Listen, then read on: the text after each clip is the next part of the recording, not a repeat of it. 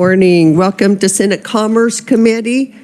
I am going by my official iPhone rather than the clock on the wall, so I do show it is 10:30 and we will get started.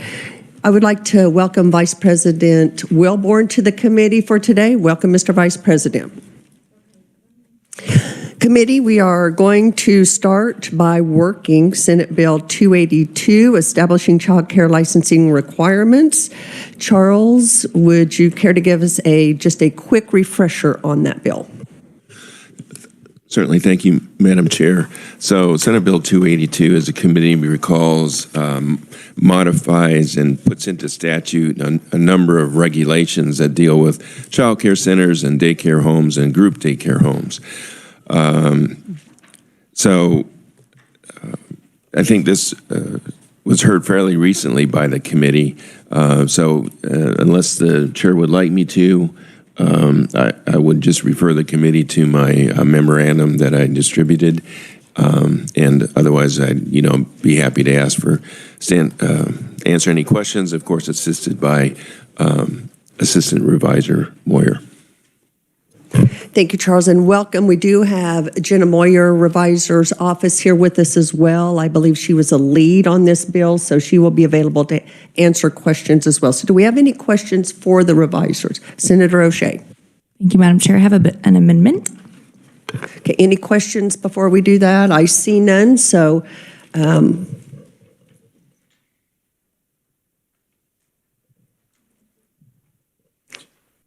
Senator, do you care to explain your amendment, or would you care to have the revisors explain?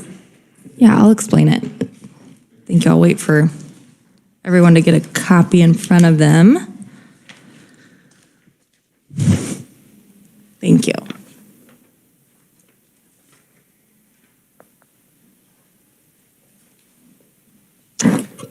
Senator, this reminds me, this will show how old I am, the old family circus. You remember that when Billy's walking all over and you have to follow the line? Yeah, I see people who are old like me who remember those old cartoons. This is what it just brought to mind. So, Senator, you may explain your amendment. Thank you. I liked those cartoons too. Okay, so real quick, we spent a lot of time, took in a lot of provider input for some of these changes. Some of the terminology changes first. Anywhere where we say group leader, we've changed that to lead teacher. Assistant group leader means assistant teacher. Daycare home or group daycare home is changed to child care home, and we'll say a child care home with one provider or a child care home with two providers. So if we follow along on page 1 of the bill,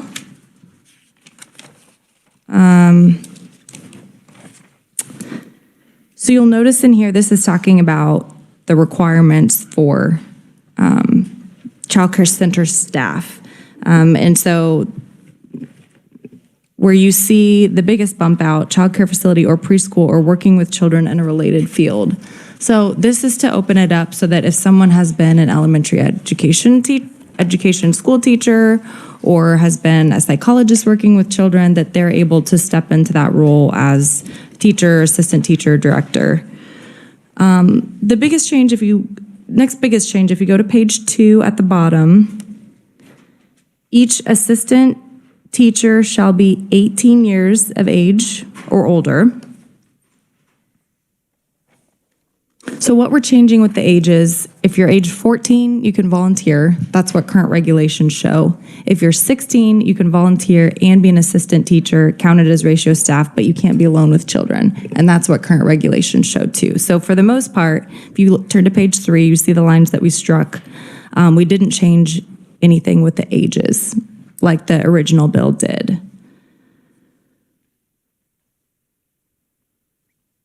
All right, so then moving down to the insert into line 20.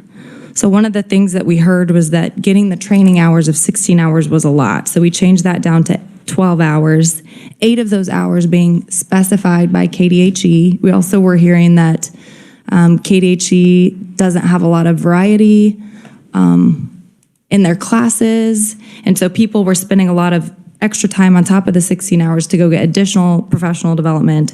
4 of those hours then can be in other others, things related to that field. And if they want to go get additional training and professional development, they can do that as well.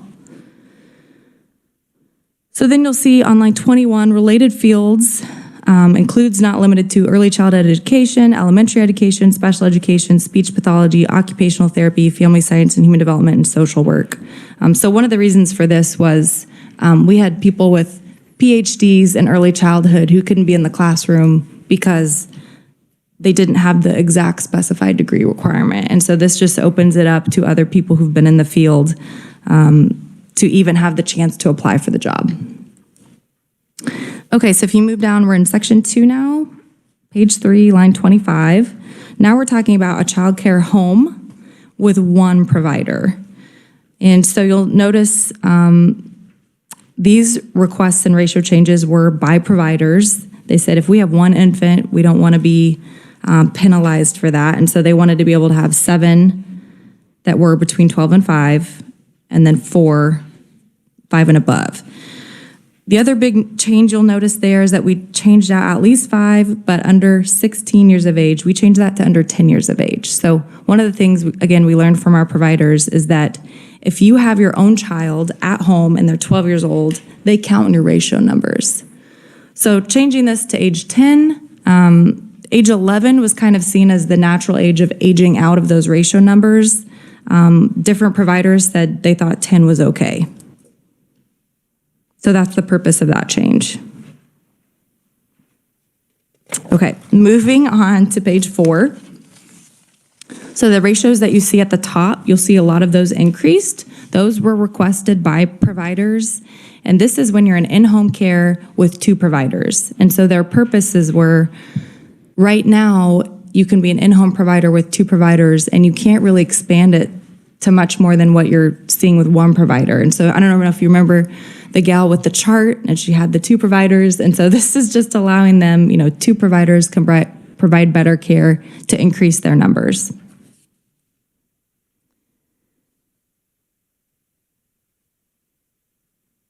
Okay, moving down, you'll see line 33D, no child should be left unsupervised.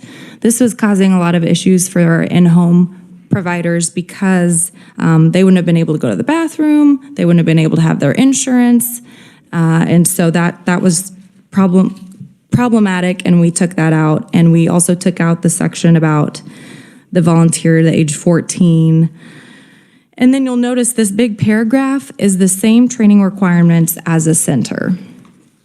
Now, there was some concern about the infant ratio for in-home because we also changed what an infant meant in the in-home from 1 to 12 months rather than 1 to 18. And so one of the providers suggested that if you're going to have 4 infants in your home and 1 provider, that some of their professional development training be specified to infant care. And so in that little box, that's what letter B is about, is that if you're going to be an in-home provider with 4 infants, some of your professional development training has to be specified on infants. Okay, moving to page 5. Again, just things to say that the secretary or no city or county shall adopt rules that are more strict. Of course, any business owner, any provider themselves can choose to do whatever they want to do. On line 15, again, you'll see a little bit of change in the ratios there. That was providers suggested that we change those numbers. If you move down to section 4, it's line 39. So this paragraph on the bottom. The biggest change here is that a program director could not be seen as a ratio staff. So essentially, they couldn't step into a classroom and be a teacher if they needed to. And so I equate this to if a principal needs to substitute in the classroom, they're able to do that. We want a program director to be able to step in and work with the kiddos if they need to be able to do that. Some of the other feedback we got, this is for some of our bigger centers. For example, Stormont Vale, who testified, shared that, we have people doing finance and legal and HR and professional development and all those areas. And so our program directors can be more hands-on with the kids, where if you were a center by yourself, the program director might be having to do HR, finance, legal, all those things. So this just opens it up to say the director can be with the kiddos. At the very bottom, you'll see the square footage. We changed that from 25 square feet to 28. Current regulations have it as 35.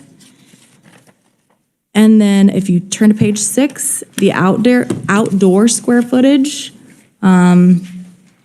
to 75 square feet. We heard from one of the providers in Hayes that with some of the changes in ratios for staffing and students, you would then need to change that square footage to be able to accommodate. You'll see a lot of drop-ins on page 6. That request was from Boys and Girls Club, so we added that. And then I'm getting closer to being done. So if you keep moving along, page 14, 15 is a lot more with some of our definitions. If you move to page 19, we chose to strike the section 12 that was about inspections being done by KDHE only and not also the counties. You should have received an email today from Representative Kenny Titus about this and explaining some of the challenges. If you looked at the fiscal note for this bill, it was pretty large, and it was pretty much due to this section. We think that some of that was not estimated correctly, but we just chose to strike it for now to make the bill a little bit simpler. So that is the summary, and I'll be open to questions, and Jenna as well. Thank you. Okay, committee, that was a lot of information. So we do have some questions, starting with Senator Tyson. Thank you, Madam Chairman. Thank you for the carrier of the amendment. I have a question. Does it change, does it put restrictions that you do have to be a teacher inadvertently by implementing some of this language? Meaning teacher, meaning like elementary education teacher? Licensed certified teacher. Since we do refer to that in statute. That might be a question for Jenna. That wasn't the intention. I didn't think so. That's why I wanted to make sure. Thank you, Madam Chair. What's specified in the bill is just experience teaching, and that is for some of the options for that program director language. And you'll notice in other places where it will say experience teaching in a licensed facility or working with children in a related field. And so usually the teaching is related to teaching in a licensed daycare or preschool, and then those other related field is typically the wording that should be in there is just working with children in a related field. Other questions on the amendment? Senator Wilborn. Thank you, Madam Chair. I'm going back to a very fundamental question. What was the reasoning behind changing the name from daycare to child care? It seems to narrow it up quite a bit. Senator O'Shea. Thank you. It's more respected in the field. It boosts the status of the field to call it childcare rather than daycare. And so that's why, childcare home in your home or childcare center, maybe like a YMCA or in a more of that business setting. Senator Wilborn. May I? It seems to me the word child would have a definition much younger than a daycare center definition. Is that fair? Senator O'Shea or Jenna, would you care to answer that? Thank you, Madam Chair. The floor and ceiling of ages are the same for a daycare home, childcare home, as well as childcare center, that maximum age of 10 for licensure. Thank you, Madam Chair. That answered my question. Thank you. Other questions on the amendment? Senator Ware. Thank you so much, Madam Chair. There are parts of this that I kind of like. The idea of moving this whole industry from babysitting to actual childcare and early learning is a positive step forward. And of course, this is an issue that we need to find a resolution to. I do, though, on page 5, have terrible heartburn over Section 2 that removes local control there's just too much of that general concept going on in this building this year, in my mind. And that by itself will make me a no on this. I'm sorry. Do you care to respond, Senator O'Shea? Okay. Any other questions? Senator Dietrich. Thank you. So, Madam Chair, so there are a couple balloons on here that talk about the secretary shall not require a program director, for instance, of a child care center to have training requirements that are more restrictive than the options in this section. So that's not the only place where you see that language. So my question is, what about federal restrictions or federal requirements? Because they may be more restrictive than what's in this section. And they would, I would think, supersede, maybe this is a revisor question, they would supersede this statute. Jenna? Thank you, Madam Chair. Yes, typically, basically the supremacy clause of the United States Constitution requires that federal law supersedes requirements of state law.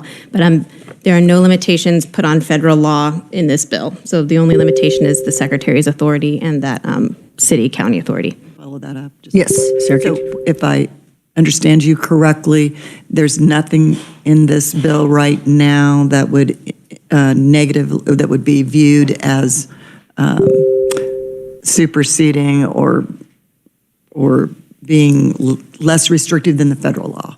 I guess maybe that's what I'm saying. I guess I am not aware of places that are in contradiction with federal law. There's nothing that I intended to do in drafting this that was to be in violation of federal law. But if it were, the federal law would trump the state law. Sure. Thank you. Any other questions? Seeing none, Senator, you may move your amendment. Thank you, Madam Chair. I did think of a question for Jenna, if that's okay. Jenna, we have that section about, is it correct that the state fire marshal or a local fire marshal would trump if a local fire marshal had different square footage than what we have in this bill, that would trump what this bill says? Dang it. Thank you, Madam Chair. And I know it's in here. It will take me a second to find it, but there is a section that states that the facility would have to be in compliance with local fire marshal, et cetera, type rules. Great. Thank you. We wanted to make sure we weren't causing issues there. Thank you. Thank you for bearing with me on this. So I would like to go ahead and move that we take Senate Bill 282 as suggested as amended and make this amendment. Yeah, you just need to move your amendment. Okay. Thank you. So do we have a second on the amendment? Seconded by Senator Peck. Any further discussion? Seeing none, all in favor say aye. Opposed, no. Motion carries. We are back on the bill. So committee, what is your wish on the bill? Senator O'Shea. I move that we move the contents of Senate Bill 282 as amended into House Bill 2340 out favorably for passage. Okay, 2344. 2344, thank you. Okay, Senator Tyson. Thank you, Madam Chairman. Are you keeping the contents of 2344? No. Senator O'Shea. Okay, thank you, Madam Chairman. Okay, so we have a substitute for House Bill 2344 by inserting the contents of amended 282. So we have a second. We have a motion by Senator O'Shea, a second by Senator Tyson. Any questions or discussion on the motion? Senator Ware. On the motion for passing the bill? Yes. Okay, just making sure. I don't know about you guys, but I got, and I had my assistant take a minute and count, I got almost 300 emails, not 5 or 10, almost 300 against this bill. That's a pretty clear statement to me. Senator O'Shea. Thank you, Madam Chair. I would ask if any of them had an address or were unique and not template. Does it matter? I I don't think it matters. Senator Holland.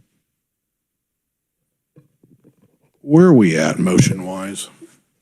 We, Confused. we are on passing out Senate substitute for House Bill 2344 as amended. Okay, so we can do it all in one motion? Yes. Combining and then rolling out? Yep. Okay. Thank you, Madam Chair. Senator Wilborn. Senator Holland asked my question. Thank you. Other questions?